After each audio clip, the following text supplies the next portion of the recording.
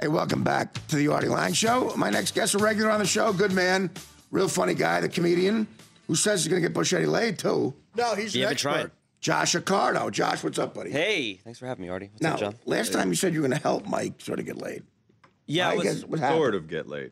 Mike, now tell Artie, honestly, I've been trying to get a hold of you a ton. Oh, yeah. I've just been sick, but I've been getting back to him. He's such a good guy. You've been sick? He's had strep throat for 3 months. No. No, I had during the winter time, but I'm under the weather. I'm sick. You know, you have to work on your social skills, Mike. Just say, Josh is a busy guy. You're not going to hurt his feelings. No. Say, Josh, I don't have time. Maybe another time. No, he's a good guy, He's not man. sitting there waiting by the phone to help you get laid. I'll get right back to him, but I like talking to him. He's a good person. Yeah, but you're making up lies. I'm not making up lies. You haven't had strep throat for 3 weeks.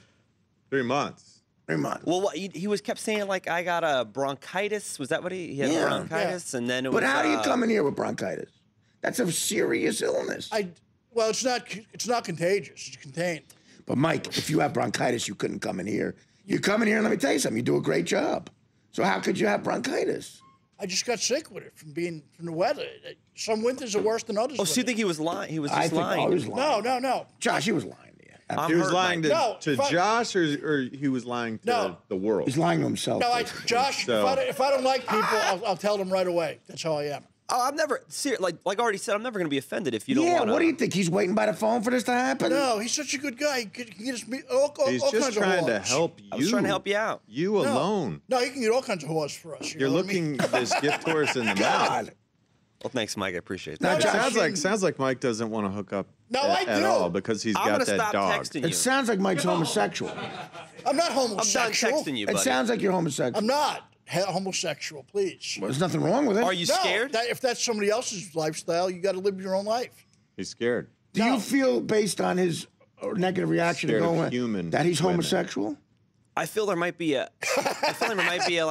twist there of a little homosexuality mixed in with a little bit. I'm never going to find the right woman. Bi-curious. That's why you prop all these women up on this pedestal. Right. Like, oh, she's such a lady. I can't. No, I think now the reason I found it out, the reason I just figured this out, why you put women up on a pedestal is to see if they have a penis. So you move ahead. Because that's like what a mechanic. You would prefer. No, I don't prefer the banana over the clam. You're curious, though. I like bananas. You're curious. I feel like you want to taste the clam. I like bananas. Could you possibly tried stuff with... could you say more grotesque stuff? I didn't say the words that are actually, you know what I mean? Did you hear the moving this bowel segment just happened? Courtyard Marriott, right around the corner. Yeah. Just do Courtyard. If you ever got to drop a bomb, there was a Courtyard. book, actually, somebody wrote, a guide where to move your bowels in Manhattan. Like they would say you're on 38th and 10th, go to this motel they know has a bathroom. It's clean. Yeah. It's a guide. Where do you get it, though? Anywhere you can buy I guarantee you there's an app for it, Mike, if you could find your phone. There is. My phone... If you ever charge your phone, Mike. I'm ready to strangle somebody at iPhone right now. Why? I'm waiting all week for this damn thing. Darn thing. It's damn there. is fine, He Mike. hasn't gone to pick it up. He's throwing around clam. Yeah, No, you're a mystery, Mike. It has not came through the mail. It was shipped on Monday. Let's try as hard as we can. I'm not texting you anymore, Mike. There you it's go. Done. See, now, Hey, Josh. I was here in December. lost. We set it up. I have my trying mom's phone right now. All right. Why are you in town? You missed out. Are you working? Yeah, I'm at Gotham tomorrow night in stand-up New York, and that's just great. hanging out, So doing stuff. you're working, and how is life going? It's all right. Since we last saw you, I mean. Well, I was talking about the sex addiction last time. The sex addiction. I was working on that. I actually had to go to a meeting recently. Now, describe, like, listen, I've been to AANA. Yeah, you've been through meetings. Now, is it a 12-step program? Do they apply the same? They base it on that. They're not for associated. sex addiction, but they base it on the 12 steps.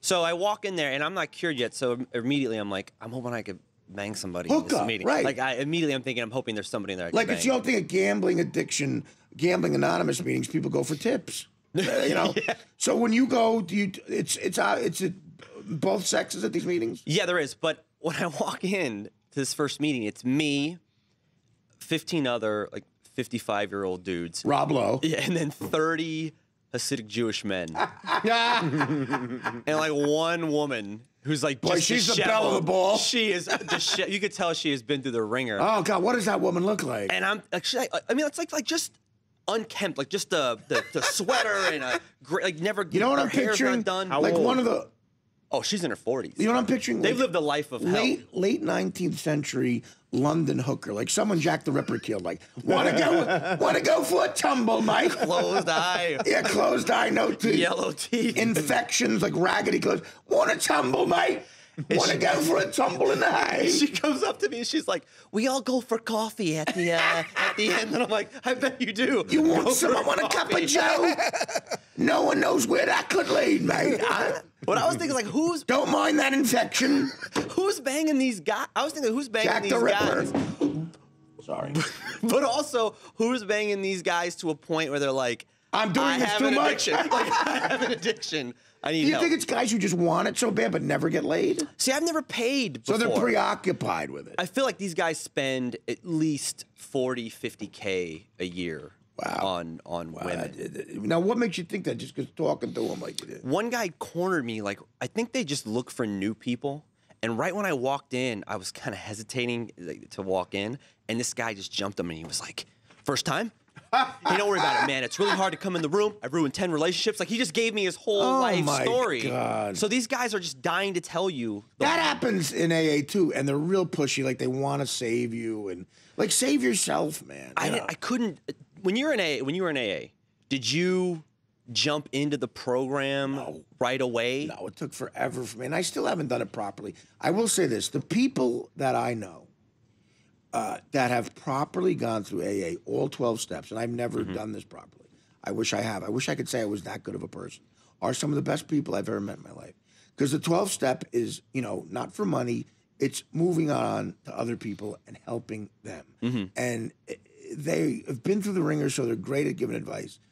And people who've truly worked that program and get to that 12 step are some of the nicest people with the best character I've ever met, honestly. Yeah. But the ones that jump right in and are in your face, and they're usually not doing it properly. They What got was to your work on first them. meeting? How old were you? 27. Because when I walked in, I just turned 33, and I was saying to myself, I'm not this dude. I'm not this guy sneaking into his sister's room trying to touch her. I'm not that guy. Let me ask you this. Okay, obviously that's a different issue. But what event at 33 years old made you go to a sex addiction? So I was using, I've been in open relationships my whole life. Yeah. And recently got with somebody that it's kind of progressed now to where it's far more serious than that. And monogamy is the drink of choice right now. You gotta go. You're saying to yourself, look, if I want to go to this next step that most normal human beings in society, I gotta be monogamous, and that's an issue. So I had a situation where I was using text message as like a methadone. Or like I would just dirty text a bunch of women, and they would respond, and it would end there. I wouldn't meet them out, but my girlfriend found. I don't hide anything. She knows all my codes because I'm not whatever. Anyways, so she has my codes, and I fell asleep somewhere one night, and it was 5:30 in the morning at a woman's apartment or whatever. No. And she looked through all my stuff. No, Artie, you idiot. God. Not at all, Artie. And she saw all my texts, and she saw all this. And I showed up home, and it was like the do or die moment, where it was like, you better go do something real about this, or this is over. And for me, that was kind of like rock bottom. She must really love you because she's giving you a chance. Oh yeah, and that's when you go, God, I can't let this woman go. Are you in love with her? Yeah. Oh yeah, yeah. I want to make it work, but it's hard to mess with somebody that much. Even when you're like, I think I'm an all right dude. I don't think I'm a horrible guy. Seem like a good guy, but you like banging chicks. Things. Listen, you like banging chicks, and you're able to get them. Any guy would have the same issue, I think. Well, thank you. But you don't seem like a bad person at all. Matter of fact, you seem like a nice guy. I'm an all right guy. Yeah. But I don't like doing what I'm doing. I'm trying to be better. It's really difficult. Yeah. It's hard because I can get it. No, and that's why I try to tell Mike. I go, Mike, I don't think your problem with women is that you're horribly ugly. I think your problem is you're an a-hole sometimes. Yeah, that's an even bigger problem. Do you get mad at women? No, I hate the friend zone. It's a ridiculous zone.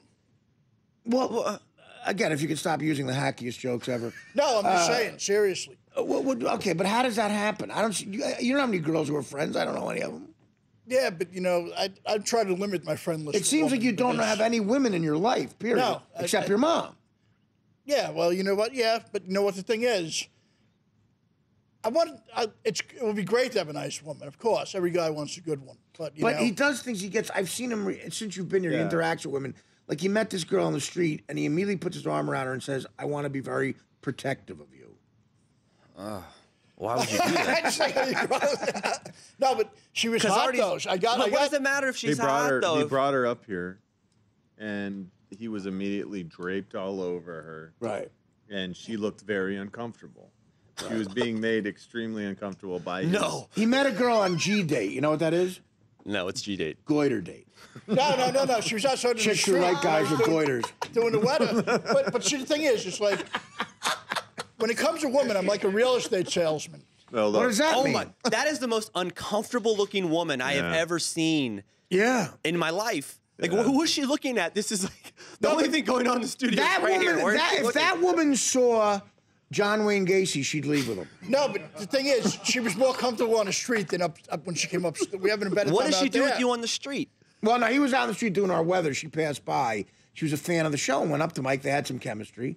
Mike invited her up here and immediately just put his arm around her, and she started, looking very, very, very scared. I'm so aggressive. Do you realize what you have here, though? Like, I understand women have vagina, which that's what you're chasing. That's right. Oh, yeah. But you have a show. Yeah, a studio. Artie Lange, right. John Ritchie. Yeah. And you have a show, and you have a studio you can bring people up to. And that can make goiters disappear. It totally can make a lot of stuff disappear. But a lot of the ones he brings up have curfew, 11 o'clock. Honestly, what Josh is saying is, you already do very well with women. If this was your studio, how many women do you think you could bang a week? If I was on your show every night, I would probably have to leave any girlfriend I've ever had. Whoa. I would probably try to get a studio apartment. There'd be women in corners. An ongoing tab at Courtyard Marriott. I know. I thought it'd be horse tearing my clothes off by now. There's girls that wanted to come meet you that I met after I did the show. That's right. That saw the clip. You see? Smoking hot girls that were like, I would totally go meet and flirt with that guy. And that's why Josh was trying to call you and you were blowing him off. Because I got bronchitis, which means I'm gay. It doesn't mean I'm back gay. after this. The Artie Lange Show, weeknights on Audience, only on DirecTV.